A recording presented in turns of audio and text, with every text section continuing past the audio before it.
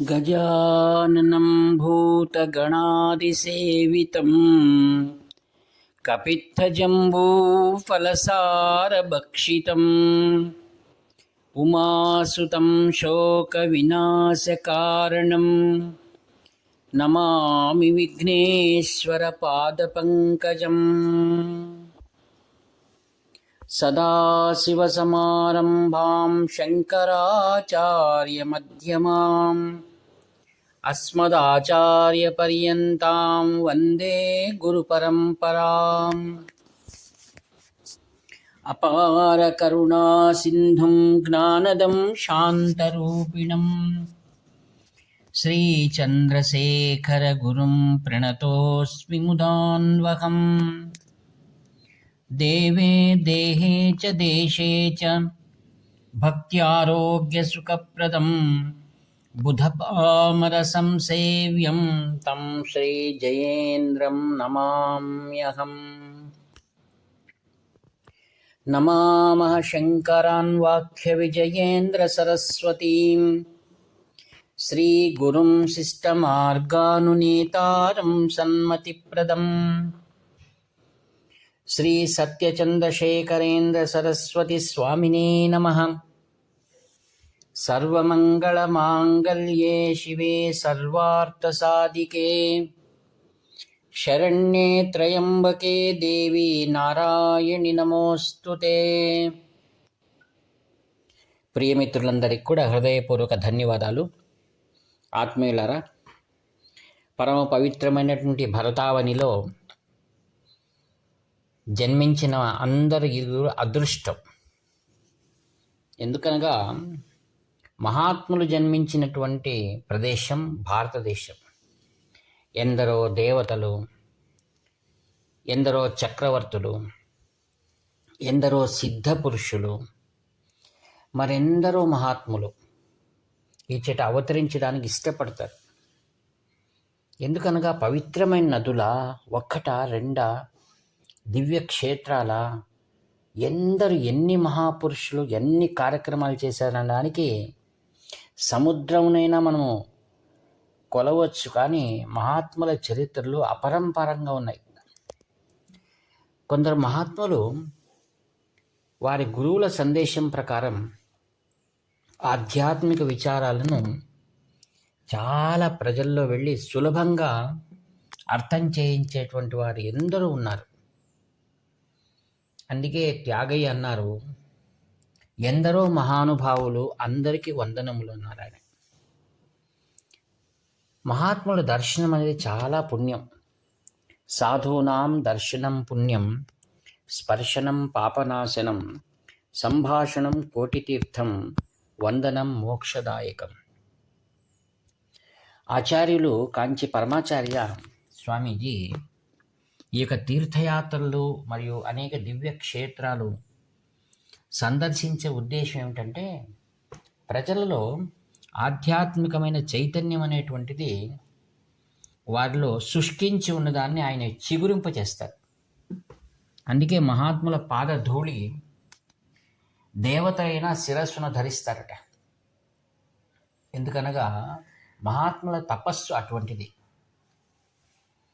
ఈ దేశ చరిత్రలో కొందరి మహాత్ముల గురించి మనం తెలుసుకోవడానికి ప్రయత్నిద్దాం.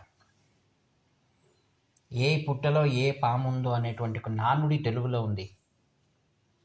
మనం అన్వేషణ చేస్తూ పోతే ఎందరినో మార్చి వారి ద్వారా ఇంకా వేలాది మందిని మార్చిన మహాపురుషులు ఉన్నారు. దాంట్లో ఉదాహరణగా తీసుకుంటే మనం కేవలం సాంసారిక విషయంలోనే మునిగి ఉన్నటువంటి వేమనను గురువుగారు మార్చి ఆయన్ను జగత్తుకే అత్యంత ప్రముఖమైన స్థానంలో కూర్చోబెట్టారు. వచ్చినప్పుడు గుడ్డ కట్టలేదు, పోయినప్పుడు గుడ్డ కట్టవలసిందేముంది, మధ్యలో దానికి ఏం ప్రయోజనము, ఆయన గుడ్డలు తీసి కూడా వెళ్ళిపోయాడు. ఆయన సమాజం కోసం శిష్యులు ఆయనకు గోచి పెట్టారు. అలానే శ్రీ రమణులు దేహాభిమానం పరివృత్తవంత, దేహాభిమానం వారికి ఉండదు. కౌపీనవంత ఖలు భాగ్యవంత. ఆదిగురు శంకర్లు తన జీవన చరిత్రలో ఎంతమందిని చూశారో, ఎంతమంది మహర్షులను చూశారో. కావున మట్టిలో మాణిక్యంలాగా ఎందరో మహాత్ములు ఇప్పటికి కూడా మనకు దర్శనమిస్తుంటారు. మనం తెలుసుకోవడం కష్టం. పూర్వజన్మ సుకృతం ఉంటే కానీ వారిని తెలుసుకోలేం. కొందరు బైరాగులుగా ఆధ్యాత్మిక తత్వాలను విశదీకరిస్తూ వెళ్తుంటే, కొన్ని కుటుంబాలు తాము ఆదిగురు శంకర భగవత్పాదాచార్యుల వారి యొక్క సందేశాలన్నింటినీ కూడా తమ కుటుంబంలో వాటిని అనుసరిస్తూ ఇతరులకు మార్గదర్శనం చేస్తున్నటువంటి కుటుంబాలు ఇప్పటికీ ఎన్నో ఉన్నాయి. దాంట్లో ఒక మహాపురుషుని గురించి చెప్పాలని నాకు అనిపించింది. యాదాటి సింహాద్రి శాస్త్రి గారని. వీరి తండ్రి గారు శ్రీ లక్ష్మీ నరసింహస్వామి, వారి తండ్రి గారు శ్రీ నరహరి సద్గురు స్వామీజీ. వీరు రాయలసీమలో సామాన్యమైన కుటుంబం. శ్రీ నరహరి శాస్త్రి వీరు కాశీలో విద్యాభ్యాసం చేసి పరమ పవిత్రమైనటువంటి వేద విషయాలన్నింటినీ కూడా పుణికి పుచ్చుకొని సామాన్య జనులకు అర్థమయ్యేటట్టుగా ఎన్నో గీతములు రాసి రాయలసీమలో అనంతపురం, రాయదుర్గం, కళ్యాణదుర్గం, బళ్ళారి, హోస్పేట ఇలా ప్రదేశాల్లో వారు సంచరించారు. తదంతే వాసివరులు వారి కుమారుడే. ఆయన టీచర్గా పనిచేస్తూ ఆయన ఎన్నో పల్లెల్లో వెళ్ళి ఆ పల్లెల్లో ఉన్నటువంటి సాయంకాల సమయంలో మరి వారికి తిరిగి దొరికినప్పుడు వేకుజాముననే వారు ఎలా ప్రచారాలు చేసేవారంటే ఎటువంటి హఠాటోపాలు ఉండవు వారికి. అందుకే సాధువులు అనేటువంటి వాళ్ళు వారి లక్ష్యం అనేది ఏంటంటే మంచి జ్ఞానాన్ని సులభంగా అందించేటువంటిది వారి యొక్క ఆలోచన. దాన్ని కృతిరూపకంగా తీసుకురావడానికి అనేక పరిస్థితుల్లో వారు అలానే పనిచేస్తారు. మనం వారు చేసిన కృషిని చూస్తే వీరంతా ఇటువంటి చోట ప్రవచనాలు చెప్పారా అనిపిస్తుంది. శ్రీ రమణులు ఆ కొండలో ఎలా గుహల్లో ఉండేవారు, అనేక ఇబ్బందులను ఎదుర్కొన్నారు వారు. కారణం ఏంటి? ఆయన ఆధ్యాత్మికమైనటువంటి సాధనలో వారు ముందుకు వెళ్ళినటువంటి వారికి లౌకికమైనటువంటి వారికి కనపడదు.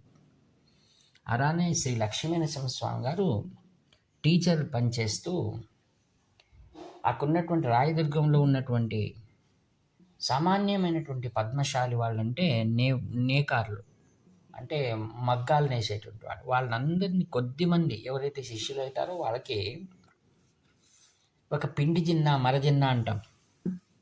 అక్కడ తెల్లవారుజామున చిన్న ప్రదేశంలో వారికి ఆధ్యాత్మిక విచారాలు చెప్పేవారు. వారి శైలి ఎటువంటిదంటే ఈరోజు నేర్పించిన పాఠం మర్నాడు అప్పచెప్పాలి. అది అప్పచెప్పిన తర్వాతనే వారికి ఇంకో పాఠం నేర్పిస్తారు. తర్వాత ఎవరైతే శిష్యులు ఉన్నారో వారికి మాత్రమే పాఠం చెప్తారు ఆయన. వారు ఎంత సరళ జీవితం అంటే తాము ఒక గ్రామం నుంచి మరొక గ్రామానికి వెళ్ళినప్పుడు తాము వండుకొని ఏదైతే శిష్యులు ఉన్నారో కాస్త బియ్యం తెచ్చిస్తే దాంతోనే ఆయన భోంచేసి సొంతం వండుకొని వారికి బోధన చేసేటువంటి వారు. వారి భార్య చాలా చిన్న వయసులోనే గతించింది. ఒకసారి శిష్యులంతా కలిసి ఆయనకు మరో పెళ్లి చేయాలని ఒక కన్యను తీసుకొస్తారు. వివాహం చేసుకోండి అంటే కన్యాదానం ఇచ్చారు కదా, ఇక్కడ ఉంచని అమ్మాయి, మీరు వెళ్ళండి అన్నారు. వారం 10 రోజులు అయిన తర్వాత మంచి వరుణ్ణి తీసుకొచ్చి ఆ అమ్మాయిని మంచి వారికి ఇచ్చి వివాహం చేశారు. వారికి ఒక్కసారి లక్ష్యం పైనే వారి దృష్టి ఉంటుంది. గృహస్థులైన అందరితో కలవడానికి అవకాశం అనేది ఉంటుంది గృహస్థ ధర్మంలో. తర్వాత ఉదయం చెప్పాను కదా, ఆయన బ్రాహ్మీ ముహూర్తంలో తెల్లవారుజామున 5 గంటల నుంచి 6 గంటల లోపల ఆయన ఈ యొక్క ఉపనిషత్తులో ఉన్న విషయాలను, ఆదిగురు శంకరాచార్యుల విషయాలను చాలా సులభ శైలిగా వారు నేర్పించేవారు. ఒకసారి ఏం జరిగిందంటే ఇతరులకు అనుమతి లేదు, శిష్యులు అయిన వారికి మాత్రమే. ఒకసారి ఆయన అలా సందేశం ఇస్తున్న సమయంలో పక్కన ఉన్నటువంటి వారు ఒకరు ప్రతిరోజు కూడా ఆమె ఉదయాన్నే లేచి బట్టలు ఉతికేది. ఆ శబ్దం అని వినిపించేది అనమాట. వినేవారికి అంతరాయం. శిష్యులు అన్నారు, స్వామి వారికి వెళ్ళి నేను చెప్తాము, ఆమె అలా పాఠానికి అడ్డొస్తూ ఉంది అంటే, వద్దు వద్దు ఈరోజు పాఠం వద్దు, రేపు చెప్దామనేవారు. ఏదో ముచ్చటించి వాళ్ళని పంపించేవారు. ఎంత సహన శక్తి ఉండాలి.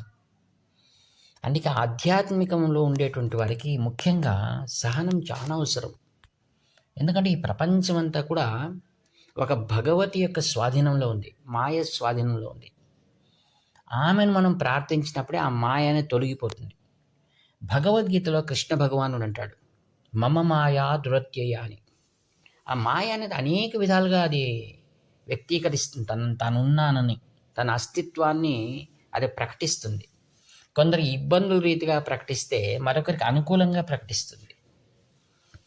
అది చాలా కష్టమైన ఉంటుంది. అందుకే గ్రామ దేవతలను పూజించుకోవాలి, మరి అమ్మవారిని పూజించాలి, నవరాత్రులు పూజించాలి, అమ్మవారిని ప్రతిరోజు కూడా పూజించుకోవాలి, వివాహాల్లో గౌరీ పూజ చేయాలి. ఇవన్నీ ఎందుకు చెప్తున్నారంటే ఆమె మహామాయ, ఆమె గౌరీదేవి. అందుకే మార్కండేయాది పురాణాల్లో అమ్మవారిని గురించి చాలా వైభవంగా వర్ణించారు. కృష్ణ భగవానుడు వచ్చే ముందు ఆయన మాయను పంపిస్తాడు. అందుకే మాయ అనేటువంటిది ఎవ్వరు దాటడానికి కాదు. ఈయన 2 రోజులు అలానే ఆపేశారు. వచ్చిన వారిని మీరు నిరాశ చెందకండి అన్నారు. ఒకరోజు ఏమైందంటే ఆశ్చర్యం, తెల్లవారితే ఆమె గుడ్డలు ఉతకాలని వచ్చింది. ఆమె ఉద్దేశం ఏమిటంటే ఆయనకి అంతరాయం కలిగించడం ఆ ఉద్దేశం, కానీ మరి ఇంకేం కాదు. ఈ విధంగా అనేక మార్లు ఇటువంటి సత్సంగాలకు అనేకమైన ఇబ్బందులు కలుగుతుంటాయి. అలా ఉదయాన్నే